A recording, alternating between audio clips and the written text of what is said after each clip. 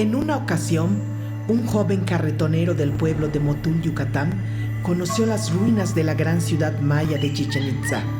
Aquel joven se llamaba Felipe Carrillo Puerto. Tanin Shimbal Ticupejilo Tzitas. Andando por este camino de Tzitas, trabajando como ustedes trabajan para ganarme el sustento, un vigilante de estas ruinas me dijo: ¿por qué no vienes unos instantes a Chichén para que veas las grandes obras hechas por los grandes hombres antiguos? Abandoné mis carros en el pueblo por unas horas y llegué a las ruinas. No puedo expresarles lo que sucedió en mi corazón. Pasé 4 días llorando en este lugar y en muchos otros. Y sentí el alma llena de una enorme amargura.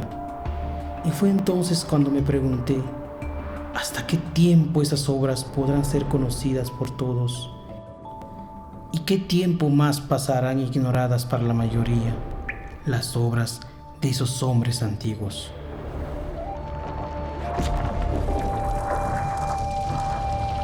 Cuenta el Popol Vuh la mitología maya del pueblo de los quichés. Cuenta la creación de los hombres del maíz. Yuntzilo, Ahsi Sajo, Ahpatop Tepeu, Yetel Gukumats. Los progenitores, los creadores y formadores Tepeu y Gukumats hicieron a los hombres. De tierra, de lodo, hicieron la carne del hombre. Pero vieron que no estaba bien, porque se deshacía. Estaba blando, no tenía movimiento, no tenía fuerza, se caía, no movía la cabeza, no podía ver hacia atrás. Al principio hablaba, pero no tenía entendimiento. Se humedeció dentro del agua y no se pudo sostener.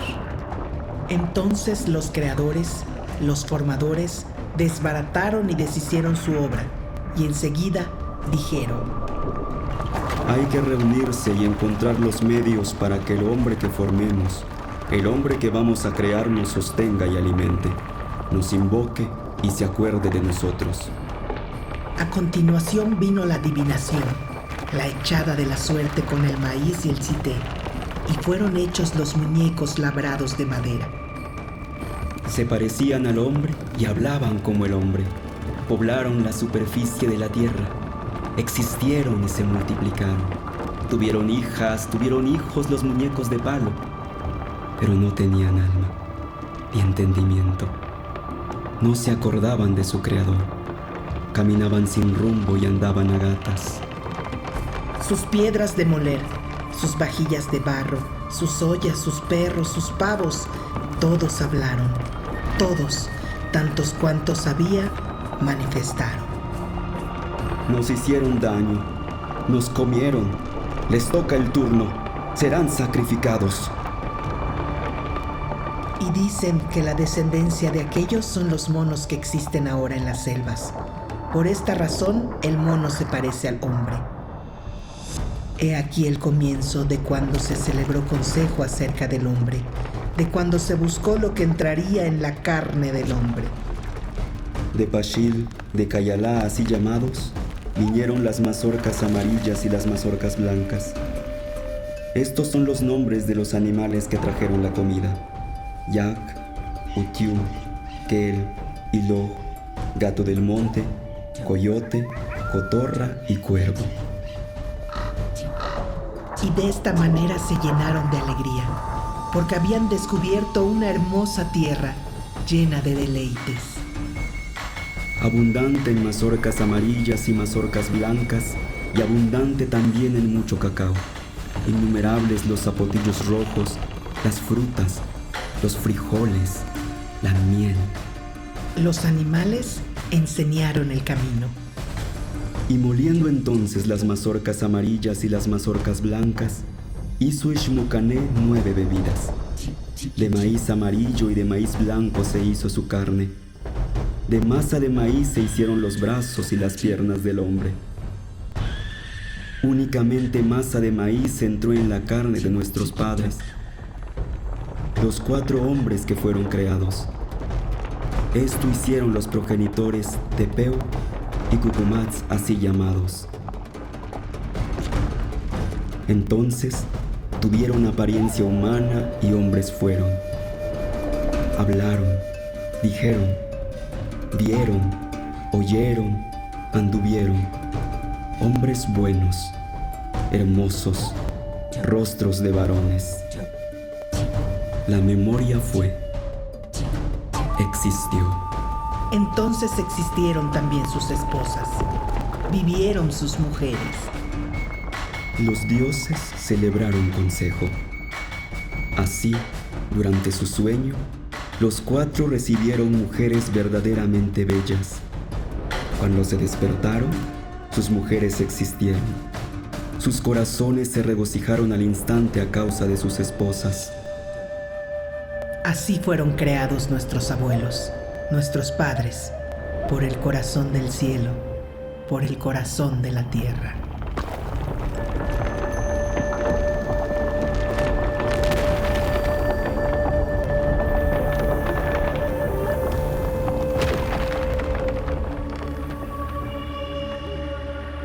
La civilización maya floreció en lo que hoy son los estados de Yucatán, Quintana Roo, Campeche, Tabasco y Chiapas, los países de Guatemala y Belice y el occidente de Honduras y El Salvador.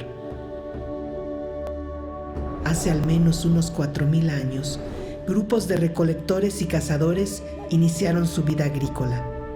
Con el tiempo, fueron creando sus propios caracteres culturales, ocuparon una mayor extensión territorial y se intensificó el intercambio cultural y comercial con otros pueblos mesoamericanos. Los antiguos mayas construyeron decenas de ciudades-estado con imponentes centros ceremoniales como Palenque, Uxmal, Yaxchilán, Chichén Itzá, Tikal, Calakmul, Toniná o Bonampak.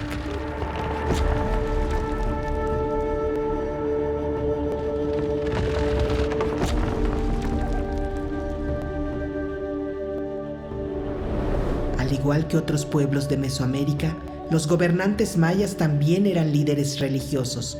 Lo terrenal era una réplica de lo divino. El soberano era el intermediario entre el dios patrono y la colectividad, por lo que era tenido por sobrehumano. La mayoría de la población se dedicaba a la siembra de maíz, frijol, calabaza, chile, tomate y cacao. El tributo que entregaban alimentó a la clase dirigente y a los constructores y escultores de los recintos ceremoniales, a artesanos, pintores y escritores de los códices, quienes crearon un arte esplendoroso.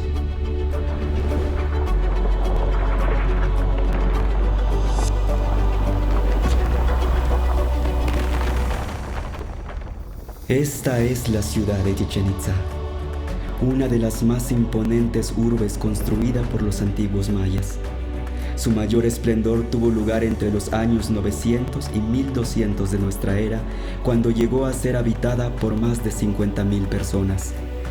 Es una ciudad cosmopolita y diversa, corazón de toda la península. El espectacular juego de pelota de Chichén Itzá es uno de los más grandes de entre las antiguas ciudades mesoamericanas. En un enorme friso, la cabeza del perdedor decapitado representa la pelota para el juego, un sacrificio humano necesario para el orden divino. Esta construcción fue diseñada para observar la bóveda celeste.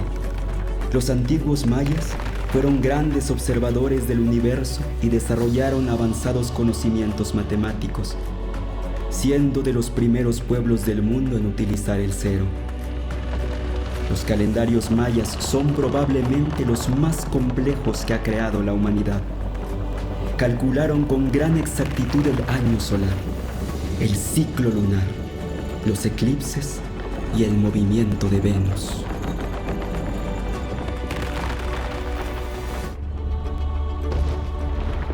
Entre las deidades más veneradas por los mayas está Chac, el dios del agua y de la lluvia, y quien le abre camino, Kukulcán, la serpiente emplumada, también conocido como Quetzalcóatl, Gucumatz o X'Osau. A partir del siglo IX, por influencia del centro de México, los mayas de Chichén Itzá integraron a su cosmogonía a Kukulcán, divinidad que domina esta gran pirámide.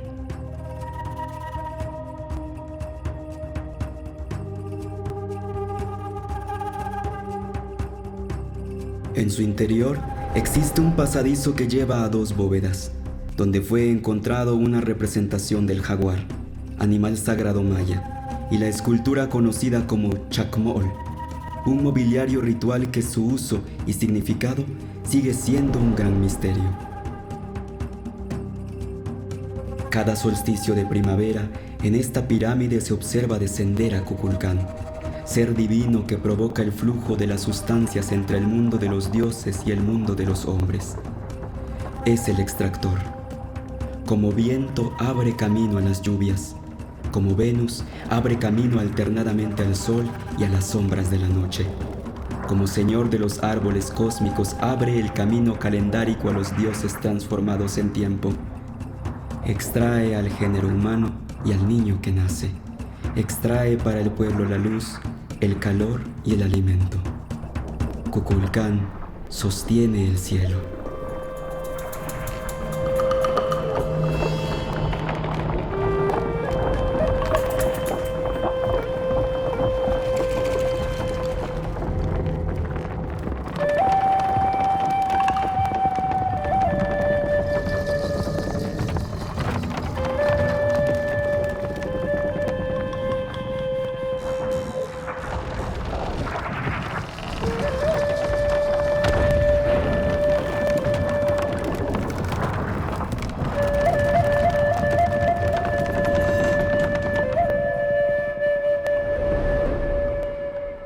En su afán de imponer una nueva religión, los conquistadores españoles destruyeron decenas de códices mayas. Hoy solo conocemos 3 y algunos escritos posteriores a la conquista.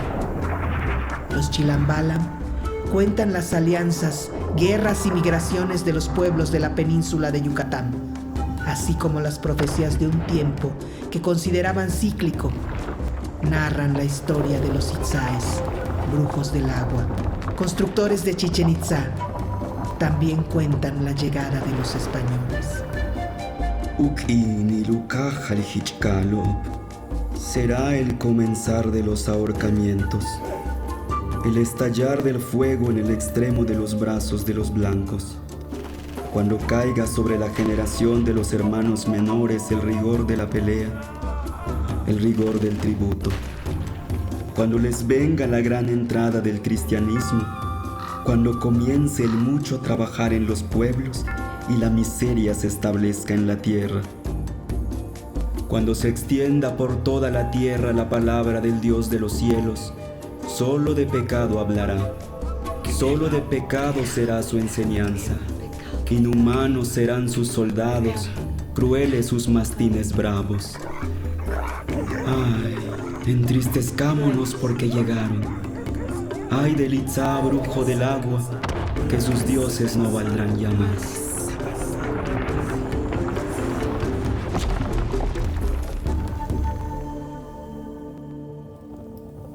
Durante muchos años, el pueblo maya resistió a la colonización, manteniendo vivas sus tradiciones, lengua y costumbres. Sin embargo, durante la colonia se formó una casta que dominó la península por mucho tiempo. A finales del siglo XIX, durante el Porfiriato, esos grandes dueños y señores de la tierra extendieron el cultivo del henequén. Los campesinos que antes tenían cierta libertad de sembrar sus propias parcelas fueron arrastrados a las haciendas, donde nacían y crecían como peones acasillados. Los mayas, junto con miles de indígenas capturados en el estado de Sonora, fueron sometidos a la esclavitud por deudas, a trabajos forzados, a castigos corporales y a un profundo desprecio por su cultura. Un hacendado así justificaba el maltrato. Es necesario pegarles, es muy necesario, porque no hay otro modo de obligarlos a hacer lo que uno quiere. ¿Qué otro medio hay para imponer la disciplina en las fincas? Si no los golpeáramos, no harían nada. Contra esas condiciones, los mayas se rebelaron.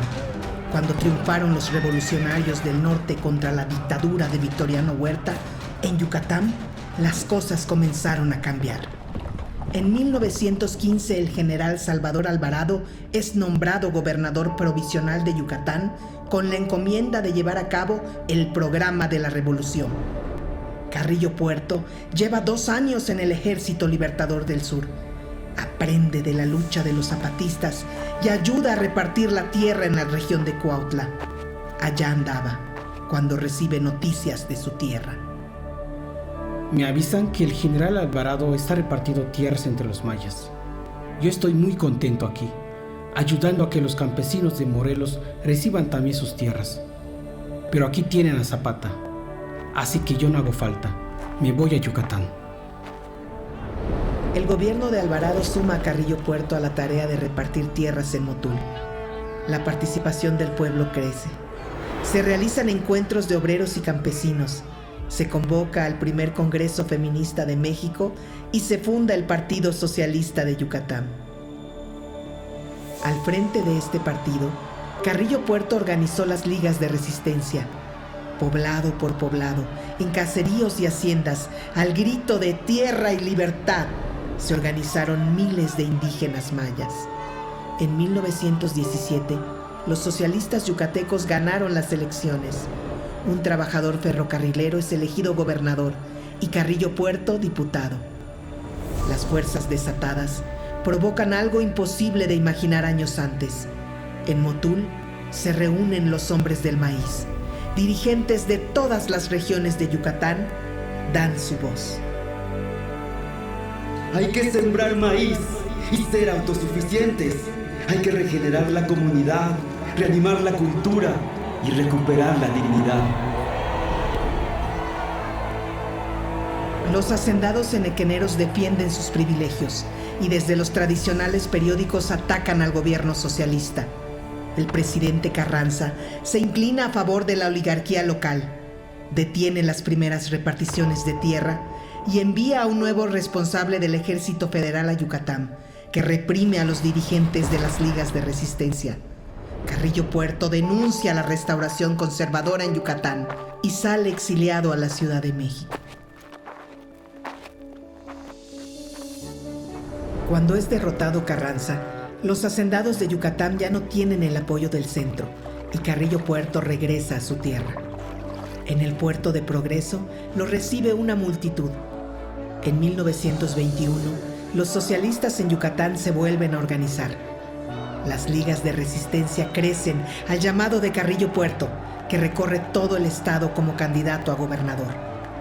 Antes de las elecciones, en el pueblo de Izamal, los dirigentes de las ligas se reúnen en un segundo congreso. Algunos que solo hablan maya o no saben escribir. Trazan sus objetivos, a los que llaman nuestras utopías. Se proponen la expropiación de las tierras de las haciendas y distribuir sin intermediarios los frutos del trabajo. También acuerdan promover las demandas feministas y desterrar los prejuicios que han esclavizado a las mujeres. El pueblo maya vota abrumadoramente por su curún Felipe, como le llaman, hermano Felipe. En la Plaza Grande de Mérida, el nuevo gobernador dice ante miles de personas: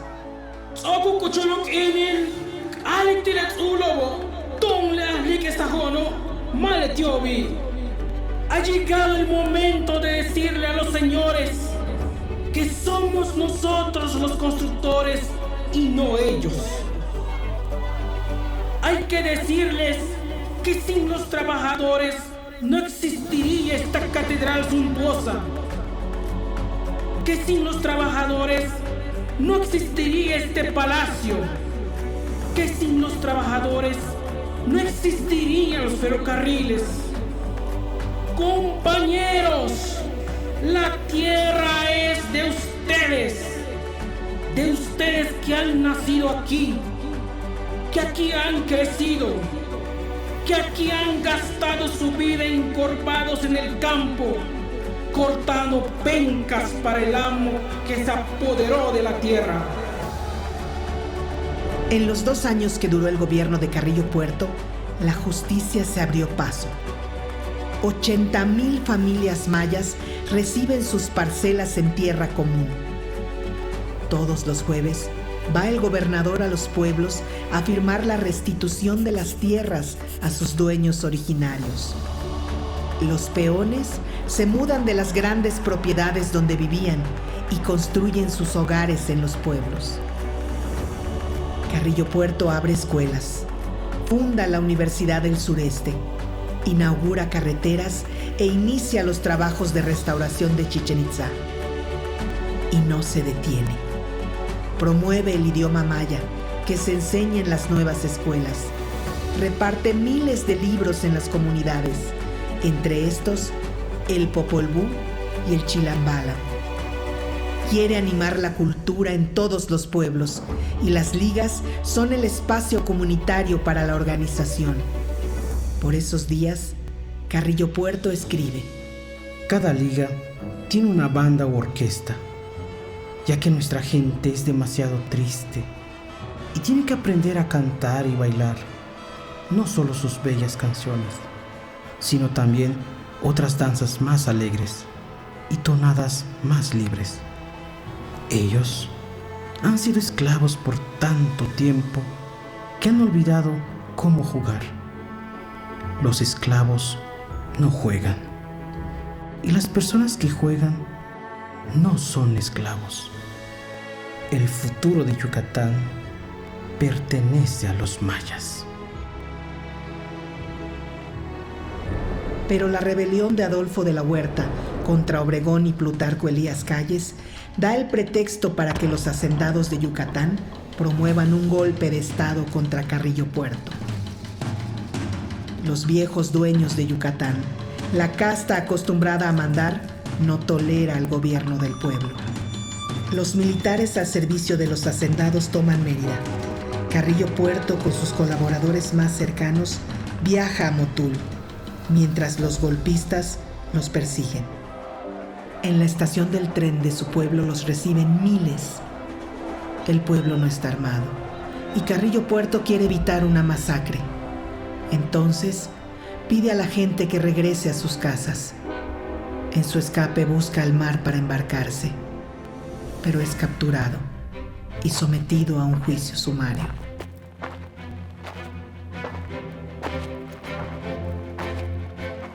Hace 100 años, un 3 de enero de 1924, frente a un pelotón de fusilamiento en el cementerio de Mérida, es asesinado Felipe Carrillo Puerto, el dragón de los ojos verdes, junto a sus compañeros.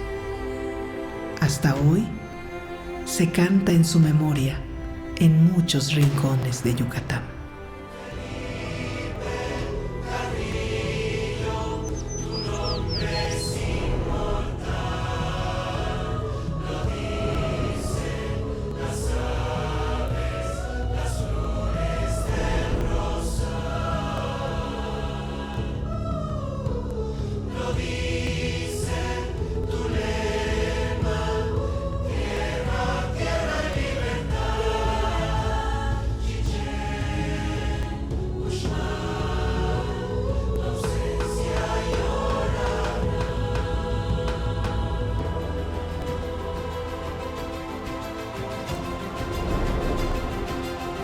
Más de 1000 años después de construir esta gran pirámide, 100 años después de la revolución de Carrillo Puerto, las mujeres del maíz, los hombres del maíz, los indígenas mayas, siguen construyendo sus propios caminos.